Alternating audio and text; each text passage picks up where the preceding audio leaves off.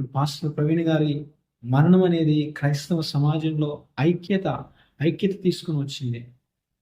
ఈ ఐక్యత, సంఘంలో ఐక్యత ఉంటే ఆ సాతాను వేసే కుయుక్తులు నిలబడలేవు. సంఘము క్షేమాభివృద్ధి పొందుతుంది. సంఘంలో నూతన ఆత్మలు చేర్చబడతాయి. సువార్త ఇంకా బలంగా వ్యాప్తి చెందుతుంది. ఆనాడు ఆదిమ అపోస్తులందరూ కూడా హింసించబడ్డారు, హతసాక్షులుగా మార్చబడ్డారు. ఆ హతసాక్షులు ఆ హతసాక్షి యొక్క ఇప్పుడు మనకి ఈ సువార్త మనకు అందిందంటే కాదు, వారు హతసాక్షులుగా మార్చబడ్డారు.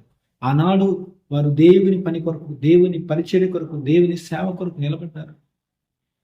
తమను తాము తృణీకరించుకున్నారు. దేవునే అనుకొని సత్యాన్ని అవలంబించారు. సత్యం కొరకు పాటుపడ్డారు. ఆ సువార్త పరిచర్య కొరకు నిలబడ్డారు. రోషం కలిగి సేవ చేశారు. రోషం కలిగి సేవ చేసిన ఆ దైవ సేవకుల్ని హతసాక్షులుగా మార్చబడ్డారు.